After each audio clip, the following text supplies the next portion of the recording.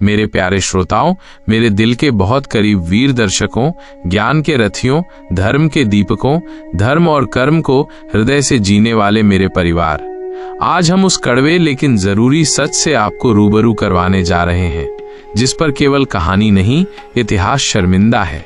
यह वही क्षण है जिसने धर्म और अधर्म की रेखा स्पष्ट कर दी। यह वही क्षण है जब द्रौपदी का चीर खींचा गया। आप देख रहे हैं द ग्रोथ लाइब्रेरी, जहां हर कथा, जीवन को बदल देने वाली किताबें और आपको इंस्पायर कर देने वाली कहानियां आपके दिल से जुड़ती है। अगर ये प्रयास आपको अच्छा लगे तो अपने इस छोटे से परिवार को बड़ा करने के लिए लाइक, कमेंट और सब्सक्राइब करके सपोर्ट जरूर कीजिए। अगर आपने पिछला वीडियो नहीं देखा तो आप इस भाग की गहराई में नहीं उतर पाएंगे। पहले उसे जरूर देखें, लिंक नीचे डिस्क्रिप्शन में है। तो चलिए फिर शुरू करते हैं। सभा भरी हुई है। पांडव जुए में हार चुके हैं, पहले धन, फिर राज्य, फिर अपने आप को और अंत में द्रौपदी को। ये कहानी है उस स्त्री की जिसे 5 वीरों की पत्नी रहकर भी अकेले अपमान सहना पड़ा। राजमहल की रानी से दासियों की दासी बना दी गई थी। आज नारी की अस्मिता को बालों से खींचकर राजसभा में लाया जाएगा, और जिस सभा में सब कुछ था परंतु सिर्फ न्याय नहीं था। भीष्म धर्म संकट में उलझे हुए थे। उन्होंने सत्ता का साथ नहीं छोड़ा। धृतराष्ट्र मोह और पक्षपात में अंधे थे। द्रोणाचार्य, जिन्हें न्याय की बात करनी चाहिए थी, वे गुरु होने का दायित्व भूल चुके थे। विदुर बोले तो थे पर उन्हें अनसुना कर दिया गया। जहां भीष्म मौन थे, द्रोण शांत थे और धर्मराज भी चुप थे। और यह सवाल हर युग में उठता है कि जब द्रौपदी की साड़ी खींची जा रही थी, तब भीष्म, द्रोण, कृपाचार्य, विदुर और राजा धृतराष्ट्र चुप क्यों थे? क्योंकि ये वही चुप्पी है जो अधर्म को बढ़ावा देती है। ये वही मौन है जो इतिहास में अपराध से बड़ा अपराध बन जाता है। तो क्या सभी मौन थे? क्या किसी ने विरोध नहीं किया? कुछ ने कोशिश की थी। विदुर ने विरोध किया, लेकिन उनकी बात को अनसुना कर दिया गया। भीम ने प्रतिज्ञा की कि वो दुशासन का खून पिएंगे। अर्जुन ने भी क्रोधित होकर दुर्योधन को चेतावनी दी। द्रोण, भीष्म चुप रहे धर्म संकट के नाम पर। जब दुर्योधन ने दुशासन को आदेश दिया, दुशासन, इस दासी को खींचकर ले आओ, ये अब हमारी संपत्ति है। दुशासन क्रोध और घमंड में भरा हुआ हस्तिनापुर की महारानी द्रौपदी को केश पकड़कर खींचते हुए सभा में लाता है। सभा में बैठे राजाओं के सिर झुक जाते हैं, लेकिन किसी की हिम्मत नहीं होती कुछ कहने की। जब द्रौपदी को घसीटकर सभा में लाया गया, उस समय दुर्योधन का व्यवहार किसी राक्षस से कम नहीं था। दुर्योधन ने भरी सभा में सबसे पहले अश्लील शब्दों में कहा, अब ये हमारी दासी है, दासी को तो राजा के पास बैठने का अधिकार होता है। आओ द्रौपदी, मेरी जांघों पर बैठो। ये एक भयंकर अपमान और घोर अश्लील मजाक था, और सभा में बैठे कईयों के चेहरे पर मुस्कान थी, लेकिन किसी ने प्रतिकार नहीं किया। ये सब सुनकर भीम की आंखें लाल हो जाती हैं। वे गरजते हैं और कहते हैं कि दुर्योधन, तेरी ये जंघाएं मैं युद्ध भूमि में तोड़ूंगा, और दुशासन, तेरा रक्त पीकर अपनी प्रतिज्ञा पूरी करूंगा। अब द्रौपदी अत्यंत अपमानित अवस्था में परंतु अद्भुत आत्मबल से पूछती हैं, मैं जानना चाहती हूँ, जब युधिष्ठिर ने पहले खुद को हार दिया, तब क्या उन्हें मुझे दांव पर लगाने का अधिकार था? लेकिन कर्ण अब सबसे घातक और सबसे शर्मनाक टिप्पणी करता है। कर्ण ने व्यंग्य कसा और कहा, एक वेश्या जो 5 पतियों के साथ रहती है, उसे धर्म की बात करने का कोई अधिकार नहीं। ये शब्द इतने अमानवीय, इतने अपमानजनक थे कि सभा कांप गई। कर्ण केवल यही नहीं रुका, बल्कि आगे वो बोला, द्रौपदी अब दासी है, इसे कपड़े उतार कर दिखाना चाहिए कि अब ये क्या है। ये न केवल नारी का बलात्कार करने जैसा मानसिक अपराध था, बल्कि कर्ण की महानता पर धब्बा भी। ये हंसी सिर्फ एक महिला पर नहीं थी, ये धर्म, न्याय और इंसानियत पर थी। प्रिय धर्मवीर साथियों, ये कोई साधारण घटना नहीं थी। ये अधर्म का महोत्सव था, जिसमें अपमान, हंसी और सत्ता का नशा सिर चढ़कर बोल रहा था। और यही कारण बना महाभारत युद्ध का, क्योंकि जहां नारी का अपमान होता है, वहां कुल का नाश निश्चित होता है। सभा में बैठे कुछ राजाओं की खामोशी में भी मजाक छिपा था।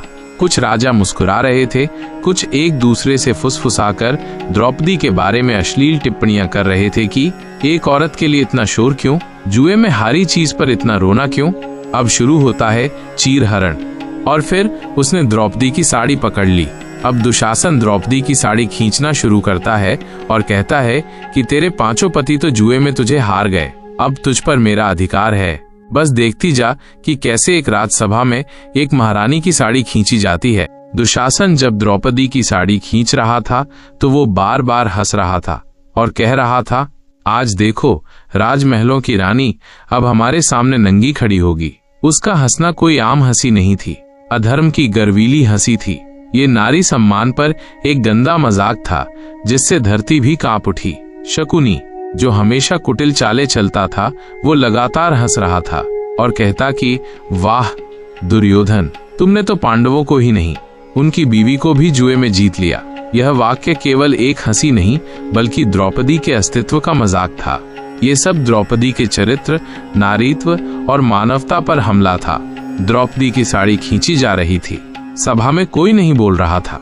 पांडव बंधे हुए थे, गुरु मौन थे, राजा अंधे थे और धर्मलाचार था। अब द्रौपदी के पास कोई नहीं बचा था। वो युधिष्ठिर से गुहार लगाती है, वे झुके रहते हैं। भीम से वे प्रतिज्ञा करते हैं लेकिन अभी असहाय हैं। सब ओर से जब निराशा हो गई तो द्रौपदी दोनों हाथ ऊपर उठाकर प्रार्थना करती हैं, किसी इंसान से नहीं, श्री कृष्ण से। वे कहती हैं, हे गोविंद, हे माधव, हे केशव, हे द्वारिकाधीश, अब मेरी लाज आपके हाथ है। अगर आज आपने रक्षा नहीं की तो दुनिया सदा के लिए विश्वास खो देगी कि भगवान होते हैं। और फिर वहीं से लीला शुरू होती है। चमत्कार होता है, द्रौपदी की साड़ी अंतहीन हो जाती है। दुशासन खींचते खींचते थक जाता है, बैठ जाता है, लेकिन साड़ी खत्म नहीं होती। लेकिन यहाँ भी एक सवाल उठा कि जब द्रौपदी को घसीटा जा रहा था तब कृष्ण क्यों नहीं आए? और इसका उत्तर खुद श्री कृष्ण ने बाद में दिया और कहा कि जब तक तू दूसरों की ओर देखती रही मैं मौन रहा। जब तूने खुद को ही सब कुछ समझ लिया तब भी मैं नहीं आया। लेकिन जिस क्षण तूने दोनों हाथ ऊपर उठाए और मुझे पुकारा, उस क्षण मैं तुझमें समा गया।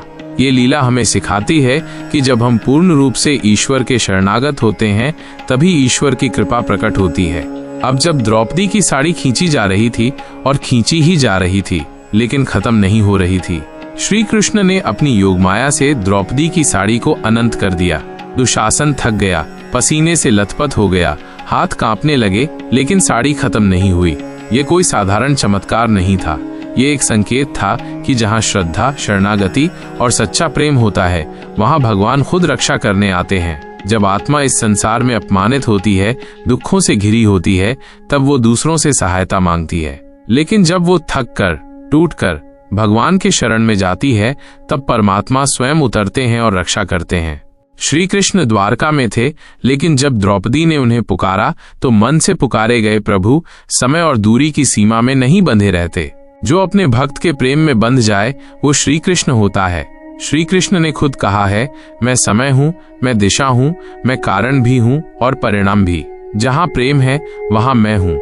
आज भी जब कोई नारी सताई जाती है, जब कोई मासूम अपमानित होता है, जब कोई इंसान अकेले संघर्ष कर रहा होता है, जब सब दरवाजे बंद हो जाते हैं, तो एक दरवाजा हमेशा खुला रहता है, श्री कृष्ण का द्वार। लेकिन वो द्वार तभी खुलता है जब हम पूरी निष्ठा से निर्भय होकर शरणागति में जाते हैं। श्री कृष्ण की इस लीला से हम सीख सकते हैं, हार मत मानो, जब तक परमात्मा को न पुकार लो। कभी खुद को अकेला मत समझो, तुम्हारा कृष्ण तुम्हारे भीतर है। सच्चा प्रेम, पूर्ण समर्पण और धर्म के मार्ग पर चलना ही सबसे बड़ी शक्ति है। हे मेरे धर्म पथ के वीरों, इस कथा को केवल सुनो नहीं, जियो। जब भी तुम संकट में हो, जब भी अन्याय तुम्हारे सामने खड़ा हो, तो याद रखना, श्री कृष्ण दूर नहीं है, बस तुमने उन्हें पुकारा नहीं है। युधिष्ठिर मौन है, भीष्म दुखी हैं, विदुर शर्मिंदा हैं और धृतराष्ट्र अब भयभीत हो चुके हैं। धृतराष्ट्र का भय श्री कृष्ण के प्रकोप का डर था। अब धृतराष्ट्र श्री कृष्ण का नाम सुनकर कांपते हैं। धृतराष्ट्र को एहसास होता है कि द्रौपदी का अपमान उनके कुल का नाश कर देगा। तब वो डरकर कहता है कि हे द्रौपदी, मैं तुमसे क्षमा चाहता हूँ। वत्से द्रौपदी, वर मांगो, तुम जो चाहो मांगो, मैं दूंगा। अब देखिए द्रौपदी की महानता की वे कहती हैं, धृतराष्ट्र, पहले वर में मैं युधिष्ठिर को मुक्त चाहती हूँ, दूसरे वर में मैं बाकी चारों पांडवों की मुक्ति चाहती हूँ, और तीसरे वर के समय बोली, नहीं महाराज, अब तीसरा वर मैं खुद नहीं मांगूंगी, क्योंकि स्त्री का धर्म है कि अपने पति के साथ रहकर ही सब कुछ पाए। द्रौपदी की यही त्याग भावना, बुद्धिमत्ता और नारी शक्ति दर्शाती है। धृतराष्ट्र सब कुछ लौटा देते हैं, सभा भंग होती है, पर क्या ये अंत था? नहीं। द्रौपदी का चीरहरण महाभारत युद्ध की नींव रख चुका था। अब युद्ध तय था, अब रक्त बहेगा और उसका बीज था एक नारी का अपमान। ये सिर्फ एक चीरहरण नहीं था, ये एक चेतावनी थी कि अगर नारी का सम्मान छीना जाएगा तो कुल का नाश निश्चित है। ये वह क्षण था जब धर्म और अधर्म के बीच युद्ध की नींव पड़ी, और यही है वो कारण कि अंत में कुरुक्षेत्र में पांडवों की विजय होती है और दुर्योधन जैसे अधर्मी राजाओं का पतन। वो सभा जहां धर्म गिरा और मौन जड़ बन गया। सब कुछ हो चुका था, वस्त्र हरण की घोर लज्जा। दरबार मौन था, बड़ों की आंखें नीची थीं और नारी, जो सबसे महान रक्षिता होती है, आज वही अपनी रक्षा के लिए भगवान को पुकार रही थी। और फिर जब श्री कृष्ण ने अपने चमत्कार से द्रौपदी की लाज बचाई, वो वस्त्र बनते गए, दुशासन खींचता गया, लेकिन उसकी मुट्ठी से केवल हार निकल रही थी। तब द्रौपदी थमी, उठी और समूची सभा को देखा, और फिर लिया गया वो शपथ युद्ध की नींव में आग डाल दी। द्रौपदी बोली, हे सभा में बैठे राजाओं, हे अंधे न्याय, हे धर्म के नाम पर अधर्म को सहने वालों, मैं पांचाल राज की पुत्री द्रौपदी शपथ लेती हूँ, जब तक दुशासन का रक्त मेरी केशों को नहीं छूता तब तक मैं बाल नहीं बांधूंगी। जब तक दुर्योधन अपनी जंघा का दंड ना पाए तब तक मेरी आत्मा को शांति नहीं मिलेगी, और जब तक पांडवों को उनका सम्मान नहीं लौटाया जाता तब तक मेरा हृदय जलता रहेगा। ये कोई साधारण प्रतिज्ञा नहीं थी, ये उस स्त्री की प्रतिज्ञा थी जिसे संसार ने अकेला छोड़ दिया था। और जब कोई स्त्री, विशेषकर एक पतिव्रता, अपमानित हो और प्रतिज्ञा करे तो धर्म भी झुकता है, देवता भी कांपते हैं और युग बदल जाते हैं। और याद रखिए, महाभारत युद्ध का बीज सिर्फ राज्य नहीं था, वो बीज था एक नारी की पीड़ा और प्रतिज्ञा। और वहीं खड़े थे भीष्म, द्रोण, कृपाचार्य और विदुर, लेकिन सब चुप थे, जैसे धर्म मर चुका हो और न्याय ने संन्यास ले लिया हो। लेकिन द्रौपदी वो जीवित ज्वाला थी जिसने उस दिन युग को बदलने की प्रतिज्ञा की। अब हम इस अत्यंत भावनात्मक मोड़ से आगे बढ़ते हैं, जहां एक ओर द्रौपदी के चीर की रक्षा हो चुकी थी, पर दूसरी ओर भीम का क्रोध, अर्जुन की प्रतिज्ञा और धर्मराज की चुप्पी ने एक आग उगलती शपथ को जन्म दिया। अब हम बढ़ते हैं उस महासंकल्प की ओर, जहां भीम ने कस्में खाई, अर्जुन ने वचन दिए, और जहां से शुरू होती है कौरव वंश के विनाश की नींव। सभा में जो हुआ वो सिर्फ एक चीरहरण नहीं था, वो भीम जैसे शांत पर्वत को ज्वालामुखी में बदल देने वाला दृश्य था। द्रौपदी को निर्वस्त्र करने की कोशिश ने भीम के अंदर से एक अग्नि को भड़काया, जो अब केवल रक्त से बुझ सकती थी। भीम ने दोनों हाथ हवा में उठाकर पृथ्वी को साक्षी मानकर कहा, हे द्रौपदी, मैं प्रतिज्ञा करता हूँ, इस अपमान का बदला दुशासन की छाती चीरकर उसका रक्त पीकर लूंगा, और इस दुर्योधन की जंघाएं जिसने तुम्हें उस पर बैठने को कहा, इन्हीं हाथों से तोड़ दूंगा। ये कोई आम प्रतिज्ञा नहीं थी, ये थी धर्म की ओर से अधर्म को दी गई मृत्यु की सजा। अब अर्जुन शांत लेकिन गंभीर सभा में खड़े होकर बोले, जिस कर्ण ने हमारी पत्नी को वेश्या कहा, जिसने हमारी नारी को अपमानित किया, उसकी मृत्यु मेरे हाथों ही निश्चित है। यदि मैं इस प्रतिज्ञा को न निभा सका तो गांडीव कभी न उठाऊं। अर्जुन का ये वचन महाभारत युद्ध की पहली बाण पंक्ति थी, जिसने ये साफ कर दिया कि अब न्याय बिना रक्त के नहीं मिलेगा।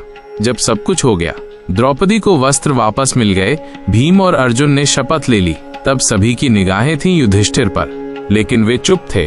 क्या उन्हें शर्म नहीं आई? क्या उन्होंने कोई जवाब नहीं दिया?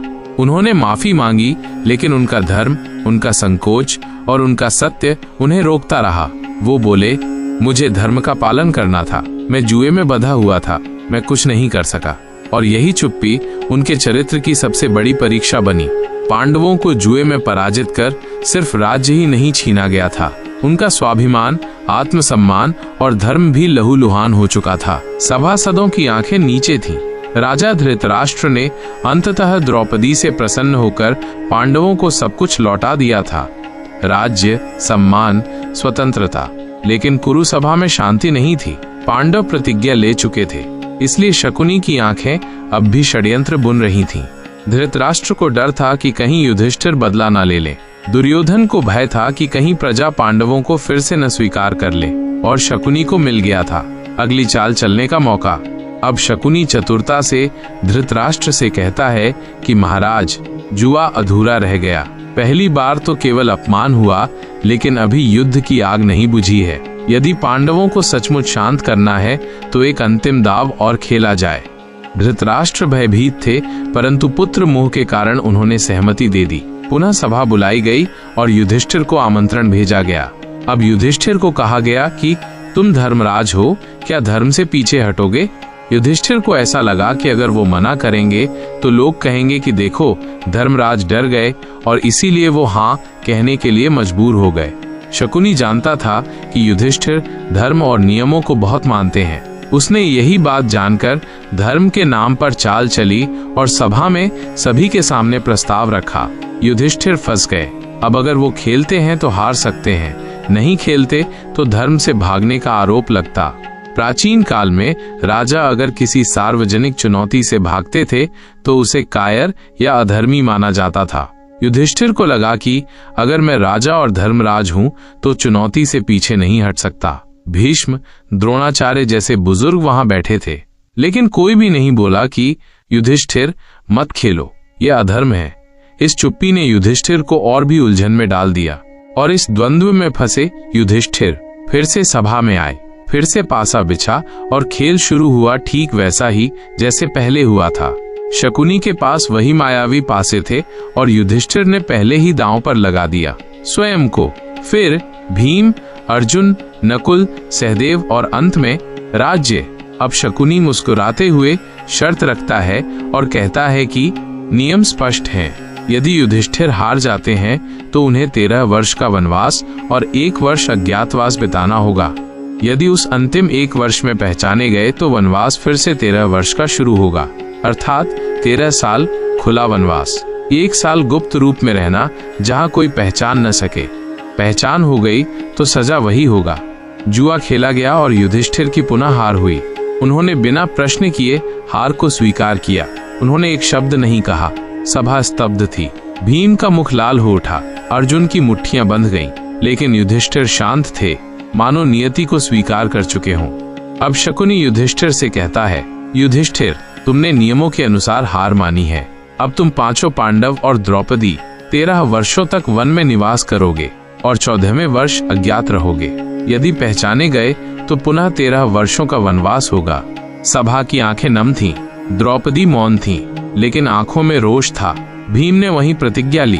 भीम गरजते हुए बोले, मैं इस सभा में लिए गए अपमान का बदला लूंगा। शासन की छाती फाड़ूंगा, दुर्योधन की जंघा तोड़ूंगा और कौरव वंश का अंत करूंगा। 5 पांडव राजपुत्रों से वनवासी बन गए। जनता ने अश्रु बहाए, प्रजा ने उनका साथ देना चाहा, लेकिन धर्म ने उन्हें अकेले मार्ग पर चलने को मजबूर किया। यह केवल 5 राजाओं का वनवास नहीं था, यह संपूर्ण धर्म का वनवास था। और जब धर्म वन में चला जाए तब एक महायुद्ध की तैयारी होती है। हस्तिनापुर की गलियों में सन्नाटा था। जहां कभी जय जयकार होती थी, वहां अब अश्रुओं की ध्वनि थी। राज्य के राजकुमार अब निर्वासित हो चुके थे और अब आरंभ हुआ धर्म का वनगमन। 5 पांडव द्रौपदी संग नंगे पांव, कंधों पर तीर कमान लिए हस्तिनापुर की राजसभा से बाहर निकले। राजपथ पर खड़े हजारों लोग रो रहे थे। बूढ़े, बच्चे, जवान सब चिल्ला रहे थे और कह रहे थे कि धर्म के साथ अन्याय हुआ है। धृतराष्ट्र अंधे ही नहीं, मूर्ख भी हैं। हमारे राजा को न्याय नहीं मिला, हमें भी साथ ले चलो, हम भी वनवासी बनेंगे। लेकिन युधिष्ठिर शांत थे। भीम के होंठ कांप रहे थे, अर्जुन की आंखें लाल थीं और द्रौपदी भी एक शब्द बोले बिना चली जा रही थीं, जैसे मानो अपमान को आत्मा में बसा चुकी हों। तभी द्वारका से श्री कृष्ण हस्तिनापुर पहुंचे, लेकिन देर हो चुकी थी। वो सभा से नहीं, सीधे पांडवों से मिले। श्री कृष्ण जी कोमल और गंभीर स्वर में बोले, धर्म पर चलने वालों का मार्ग आसान नहीं होता सखा, लेकिन याद रखो, जब अधर्म की सीमा लांघी जाती है तब मैं स्वयं उतरता हूँ और युद्ध का सूत्रपात होता है। युधिष्ठिर बिल्कुल विनम्रता से कृष्ण जी से बोले, कृष्ण, क्या हम हार गए? तब श्री कृष्ण जी मुस्कुराकर कहते हैं, नहीं सखा, तुम नहीं हारे। धर्म हारता नहीं, वो तपता है। तुम वन में जा रहे हो, लेकिन अधर्म को अभी एक तपस्वी युद्ध मिलेगा। फिर श्री कृष्ण ने उन्हें गले लगाया। द्रौपदी ने भी श्री कृष्ण के चरण पकड़े और रोते हुए कहा, हे केशव, क्या मेरी लाज की ये सजा है? क्या मैं तेरा ही नाम जपती रहूंगी और सहती रहूंगी? कृष्ण जी ने दृढ़ता से उत्तर दिया, द्रौपदी, तेरे आंसू व्यर्थ नहीं जाएंगे। जिन हाथों ने तेरी साड़ी खींची थी वही हाथ टूटेंगे, ये मेरा वचन है।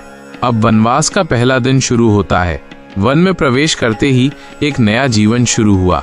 कभी सिंहासन पर बैठने वाले अब जमीन पर सोने लगे, कभी सोने के पात्रों में भोजन करने वाले अब कंदमूल और जल से पेट भरने लगे।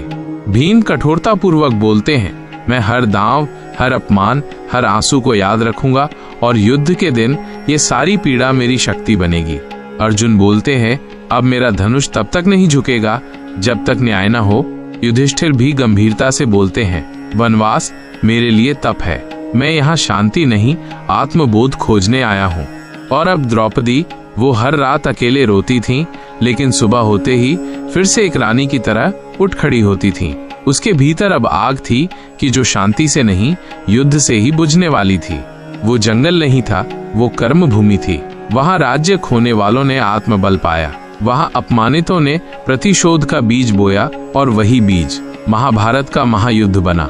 मेरे प्रिय साथियों, हर अपमान की एक कीमत होती है और पांडवों ने उसे चुकाने का संकल्प वनवास के पहले दिन ही ले लिया था।